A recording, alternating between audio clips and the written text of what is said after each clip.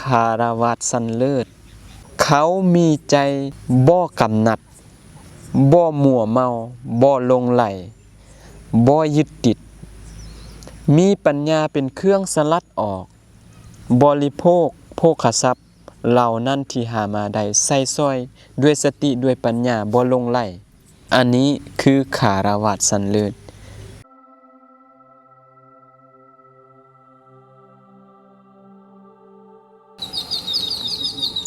คนจะดีหรือซัวบ่เป็นนำเชื้อชาติวงศ์ตระกูลแต่เป็นย้อนคุณความดีสิ่งที่ตนได้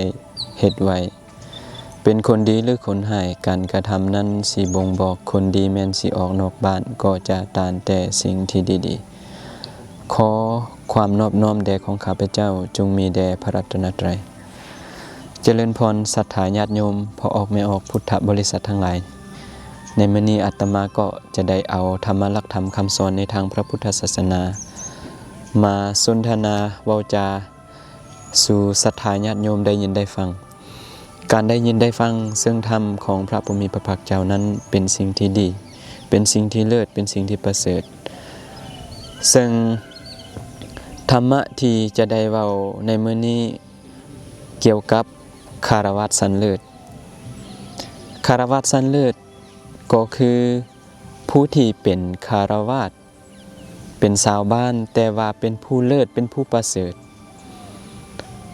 บ่มีบุคคลใดจะเทียบเท่าหรือว่าจะคือกับคารวะสันเลิศคารวะสันเลิศจะเอิ้นได้ก็ต่อเมื่อมีคุณสมบัติอย่างใดอย่างหนึ่งอันนี้คือหลักการหลักสัจจะความจริงเฮาจะเอิ้นบุคคลใดหรือสิ่งใดสิ่งหนึ่งใดนั่นก็ต่อเมื่ออาศัยคุณสมบัติของเขาเหล่านั้นหรือของสิ่งนั้นๆอย่างเช่นในที่นี้คารวะสันเลิศเฮาจะเอิ้นได้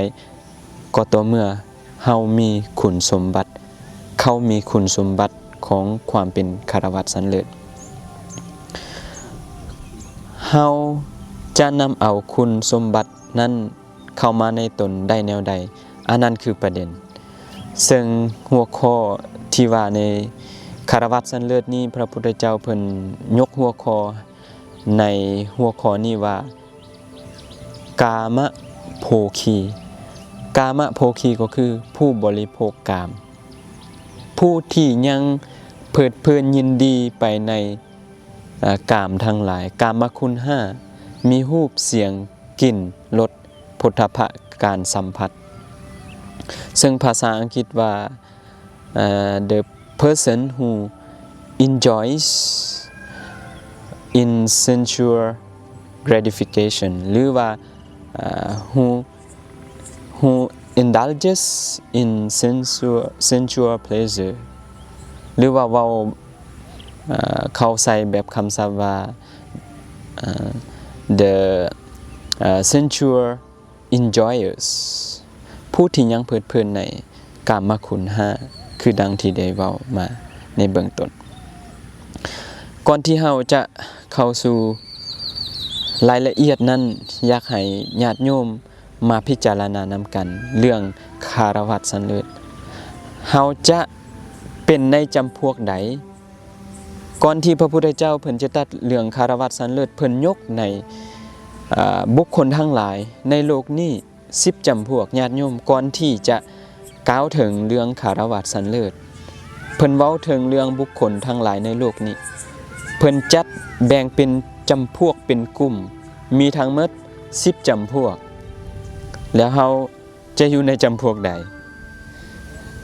เพราะว่าคนเฮาทั้งหลายในโลกนี้ที่เป็นคารวะบ่ว่าจะเป็นข้าราชการ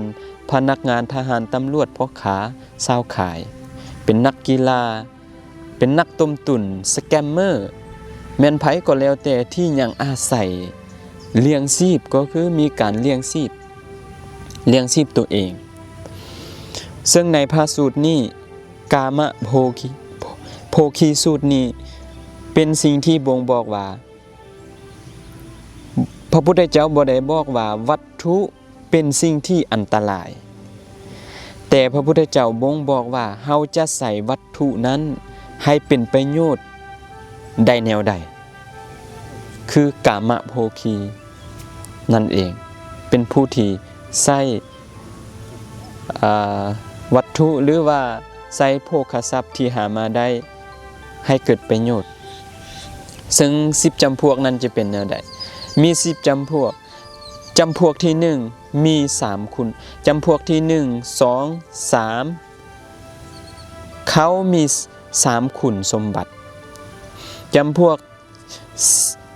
4 5 6มี4คุณสมบัติจำพวกที่7 8มี3คุณสมบัติจำพวกที่9และ10มี4คุณสมบัติแล้วเป็นแนวใดเฮามาฟังเบิ่งนำกันจำพวกที่1นี่1เขามีคุณสมบัติ1เขาแสวงหาทรัพย์สมบัติโดยบ่สุจริตเป็นไปเพื่อความเบียดเบียนเมื่อเขาหามาได้แล้ว2เขาย่อมบ่เลี้ยงตนให้เป็นสุขอิ่มหนำสำราญ3เขาบ่นำเอาทรัพย์ที่หามาได้ไปเฮ็ดบุญเฮ็ดกุศลจำแนกแจกทานหรือว่าเฮ็ดกุศลนั่นเองอันนี้จำพวกที่1เด้ญาติโยมจะอยู่ในจำพวกใดก็พิจารณาเอาว่าเฮาอยู่ในจำพวกใดหรือว่าเฮาอยากเปลี่ยนคุณสมบัติของตัวเองก็ได้ในหลักพระพุทธศาสนาเพิ่นบอกไว้ว่าจังซั่น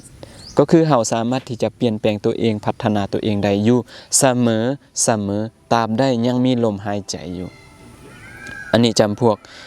ที่1แต่ว่าข้ออธิบายหน่อยหนึ่งคำว่าตัวเองบ่เลี้ยงตัวเองให้เป็นสุขอิ่มหนำสำราญในบ่นี้ตัวเองในที่นี้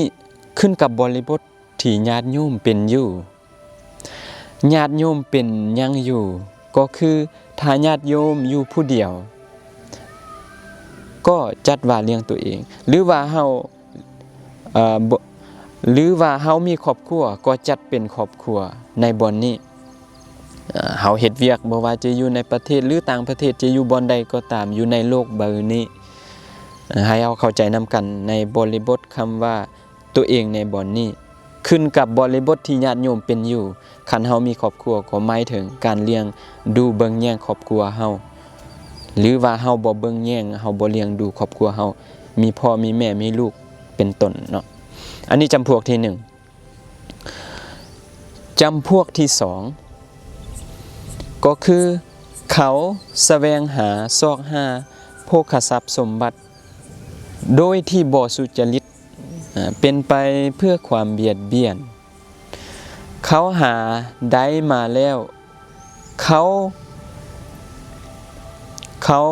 ยอมเลี้ยงตนเองให้เป็นสุขอิ่มหนำสำราญอันนี้คุณสมบัติที่2คุณสมบัติที่3เขาบ่ยอมเอาทรัพย์สมบัติเหล่านั้นที่หามาได้จำแนกแจกทานสร้างบุญสร้างกุศลบ่ว่าจะเป็นสร้างโรงหมอโรงเรียนโรงพยาบาลบ่ถนนหนทางแม้นยังก็แล้วแต่ที่เป็นประโยชน์แก่หมู่มหาชนหรือว่าสาธารณประโยชน์เขาบ่เฮ็ดอันนี้จำพวกที่2จำพวกที่3เขาแสวงหาโภคทรัพย์หรือว่าทรัพย์สมบัติด้วยบ่ถูกทางบ่สุจริตบ่เป็นธรรมเป็นไปเพื่อความเบียดเบียนคันเขาหาได้มาแล้วเขายอมเลี้ยงตัวเองให้เป็นสุขอิ่มหนำสำราญพร้อมเดียวกันนั้นเขานำเอาโภคทรัพย์ที่หามาได้นั้นจำแนกแจกทานสร้างบุญสร้างกุศลอันนี้คือจำพวกที่3ญาติโยมมีคุณสมบัติอย่างใดก็จัดว่าเฮาอยู่ในจำพวกนั้นจำพวกที่4เขาแสวงหาโภคทรัพย์ด้วยความบ่เป็นธรรมแด่เป็นธรรมแด่หมายความว่าผสมทั้งบ่เป็นธรรมและก็เป็นธรรมผสมประสานกัน เป็นไปเพื่อความเบียดเบียนเป็นการงานที่เป็นไปเพื่อความเบียดเบียนหรือเป็นการงานที่เป็นไปเพื่อความบ่เบียดเบียนคันเขาหาได้มาแล้วเขาย่อมบ่เลี้ยงตนเองให้เป็นสุขให้อิ่มหนำสำราญแล้วเขาย่อมบ่นำเอาทรัพย์สมบัติที่หามาได้ไปจำแนกแจกทานสร้างบุญสร้างกุศลอันนี้คือจำพวกที่4จำพวกที่5แสวงหาโภคทรัพย์เป็นผู้แสวงหาโภคทรัพย์ด้วยความบ่เป็นธรรมแด่และเป็นธรรมแด่เป็นไปเพื่อความเบียดเบียนแด่เป็นไปเพื่อความบ่เบียดเบียนแด่เป็นการงานที่เบียดเบียนและก็บ่เบียดเบียนคันเขาหาได้มาแล้วเขาย่อมเลี้ยงตนเองให้เป็นสุขให้อิ่มหนำสำราญแต่ว่าเข้าบ่นำเอาโภคทรัพย์ที่หามาใดนั้นจำแนกแจกทานสร้างบุญสร้างกุศลอันนี้คือจำพวกที่5เขาเลี้ยงตัวเองแต่บ่ยอมนำเอาทรัพย์สมบัติที่หามาใดนั้นไปจำแนกแจกทานสร้างบุญสร้างกุศลจำพวกที่5เนาะจำพวกที่6เป็นผู้ที่แสวงหาโภคทรัพย์ด้วยความบ่เป็นธรรมและเป็นธรรมเป็นไปเพื่อความเบียดเบียนและเป็นไปเพื่อความบ่เบียดเบียนคันเขาหาได้มาแล้วเขาย่อมเลี้ยงตนเองให้เป็นสุขให้อิ่มหนำสำราญญาติโยมเขาเลี้ยงตัวเองแล้วเขาย่อมเอานำทรัพย์สมบัติที่หามาได้นั้นสร้างบุญสร้างกุศลอันนี้จำพวกที่6จำพวกที่7บุคคลนั้นเป็นผู้แสวงหาทรัพย์สมบัติด้วยความถูกต้องชอบธรรมเป็นธรรมเป็นไปเพื่อความบ่เบียดเบียนคันเขาหาได้มาแล้วเขาย่อมบ่เลี้ยงตัวเองให้เป็นสุขให้อิ่มหนำสำราญแล้วก็ย่อมบ่นำเอาโภคทรัพย์สมบัติที่หามาใดนั้น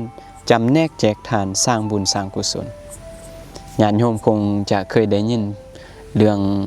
เศรษฐีขี้ที่ลูกเจ็บจนจะตายบ่พาไปโรงหมอในที่สุดลูกก็ตายย้อนหยังอันนี้เลี้ยงอาชีพถูกต้องอยู่หาทรัพย์สมบัติใดมาอย่างถูกต้องอยู่แต่ว่าบ่ยอมเลี้ยงตัวเองในที่นี้หมายถึงบ่ยอมเบิ่งแยงดูแลเทคแคร์ลูกของตัวเองให้ดีบ่พาไปโรงหมอย้อนยานทรัพย์สมบัติสิหมดอันนี้ญาติโยมจำพวกที่7จำพวกที่8เป็นผู้แสวงหาทรัพย์สมบัติด้วยความชอบธรรมด้วยความถูกต้องด้วยความเป็นธรรมเป็นการงานที่เป็นไปเพื่อความบ่เบียดเบียนคันเขาหาได้มาแล้วเขาย่อมเลี้ยงตนเองให้เป็นสุขให้อิ่มหนำสำราญเบิ่งแยงตัวเองหรือว่าเลี้ยงตัวเองเลี้ยงครอบเลี้ยงครัวได้เป็นอย่างดีแต่ว่าเขาบ่นำเอาโภคทรัพย์เหล่านั้นสร้างบุญสร้างกุศลจำแนกแจกทานเขาบ่คิดที่จะเฮ็ดอย่างนั้นและเขาก็บ่ได้เฮ็ดอย่างนั้นอันนี้จำพวกที่8จำพวกที่9เป็นผู้แสวงหาโภคทรัพย์ด้วยความเป็นธรรม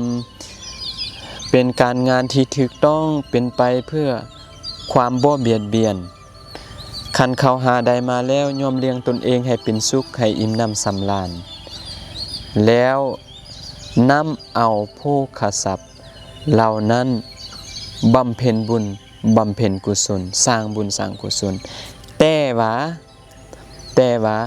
เขาหลงไหลเขาบ่มีปัญญาเป็นเครื่องสลัดออกบริโภคหรือว่าใส่ซอยโภคทรัพย์ที่หามาได้นั้นก็คือมีรถดีมีเฮือนดีมีโทรศัพท์ดีหรือว่ามีหยังก็แล้วแต่ว่าเขาบ่มีปัญญาเป็นเครื่องสลัดออกโอเค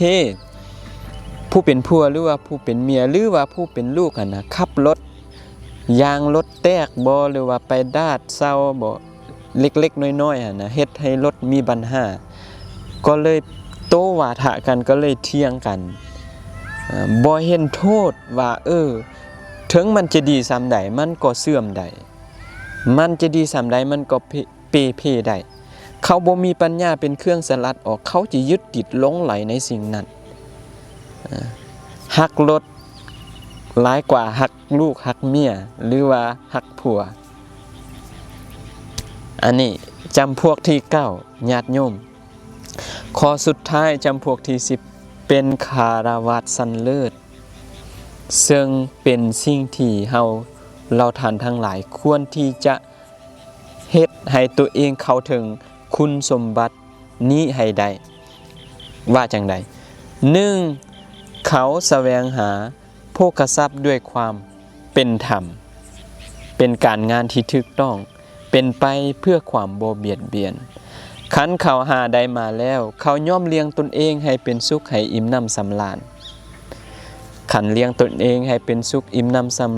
สำราญแล้วย่อมจำแนกแจกทานเฮ็ดบุญสร้างกุศลคันเขาเฮ็ดอยู่อย่างนี้แล้วเขามีใจบ่กำหนัดบ่มัวเมาบ่หลงไหลบ่ยึดติดมีปัญญาเป็นเครื่องสลัดออกบริโภคโภคทรัพย์เหล่านั้นที่หามาได้ใส่ซอยด้วยสติด้วยปัญญาบ่หลงไหลอันนี้คือคารวะสันเลิศญาติโยมมีคุณสมบัติอย่างใดก็พิจารณาตัวเองหรือว่าเฮาอยากปรับปรุงเปลี่ยนแปลงตัวเองก็ได้อันนี้บ่ว่ากันเนาะไผอยากเป็นในจำพวกอยากเป็นจำพวกใดก็ว่ากันไปอันนี้คือสัจจะความจริงในโลกนี้มีคนจำพวก10จำพวกเหล่านี้อยู่ในโลกหลีกเลี่ยงบ่ได้อันนี้คือสัจจะความจริงแต่ว่าการเลี้ยงชีพที่บ่ถูกต้องนั้นเป็นอาชีพแนวใดเป็นอาชีพที่เป็นไปเพื่อความเบียดเบียนเป็นอาชีพที่บ่ถูกต้องหรือว่าในทางพระพุทธศาสนาเพิ่นจะมีเฉพาะให้ญาติโยมฮู้ว่ามี5ประการสัทธวนิจจาก็คือค้าขายอาวุธสงครามการฆ่าหรือว่าตัวเองจะรับสิ่งที่เขาผลิตแล้วหรือว่าตัวเองเป็นผู้ก่อให้เกิดสิ่งนั้นขึ้นมาอันนี้คือสัทธวนิจจาอย่างที่2ก็คือสัตตวนิจจาการค้าขายมนุษย์ค้าขายสัตว์อย่างที่3ก็คือมังสวนิจจาการค้าขายเนื้อตัวเองฆ่าสัตว์แล้วก็เอาเนื้อเอาซีนไปขายเป็นการเลี้ยงชีพที่เกิดจากสิ่งนั้นหรือว่าตัวเองสั่งให้คนอื่นฆ่าอันนี้อย่างที่3อย่างที่4มัจจวนิจจาเป็นผู้เลี้ยงชีพด้วยผลิตสิ่งมึนเมาต่างๆจะเป็นเหล้าจะเป็นเบียร์จะเป็นยาเสพติดยาบ้าเฮโรอีนหรือว่าแม่นหยังก็แล้วแต่ที่เฮ็ดให้มัวเมาเฮ็ดให้เมาบ่ฮู้จักเฮ็ดให้เสียสติเนาะเพิ่นว่าเป็นไปเพื่อความประมาทอย่างที่4อย่างที่5วิสวนิจจาการค้าขายยาพิษญาติโยมจะสงสัยบ่ว่าอันนี้มันเป็นจังใดอาตมาจะสรุปให้ฟังจำพวกที่1มี3คุณสมบัติแม่นบ่เขาควรตำหนิทุกคุณสมบัติที่เขามีจำพวกที่2เขามี3คุณสมบัติควรสรรเสริญ1คุณสมบัติก็คือเขาเลี้ยงตัวเองอย่างที่3ควรตำหนิเขา1คุณสมบัติควรสรรเสริญเขา2คุณสมบัติก็คือเขาเลี้ยงตัวเองให้เป็นสุขและก็จำแนกแจกทานจำพวกที่ เขามี4คุณสมบัติควรสรรเสริญ1คุณสมบัติคือเขาแสวงหาทรัพย์สมบัติด้วยความเป็นธรรมควรตำหนิเขา3คุณสมบัติก็คือแสวงหาทรัพย์สมบัติด้วยความบ่เป็นธรรมบ่เลี้ยงตัวเองบ่สร้างบุญสร้างกุศลจำพวกที่5เขามี4คุณสมบัติควรสรรเสริญเขา2คุณสมบัติควรตำหนิเขา2คุณสมบัติอย่างที่6ควรสรรเสริญเขา3คุณสมบัติควรตำหนิเขา1คุณสมบัติก็คือเขาแสวงหาโภคทรัพย์ด้วยความบ่เป็นธรรมจำพวกที่7ควรสรรเสริญเขาโดย1สถานะก็คือเขาเลี้ยงชีพด้วยความเป็นธรรมควรตำหนิ2คุณสมบัติก็คือเขาบ่เลี้ยงตนเองและก็บ่เฮ็ดบุญจำพวกที่8เขามี3คุณสมบัติควรสรรเสริญเขา2คุณสมบัติควรตำหนิเขา2คุณสมบัติเขาเลี้ยงเขาแสวงหาโภคทรัพย์ด้วยความเป็นธรรมเลี้ยงตัวเองให้เป็นสุขอิ่มหนำจำพวกที่9เขามี4คุณสมบัติควรสรรเสริญเขา3คุณสมบัติควรตำหนิเขา1คุณสมบัติ1คุณสมบัติแนวใดก็คือเขายึดติดเขามัวเมาเขากำนัดเขาหลงไหลยึดติดในทรัพย์สมบัติของตัวเอง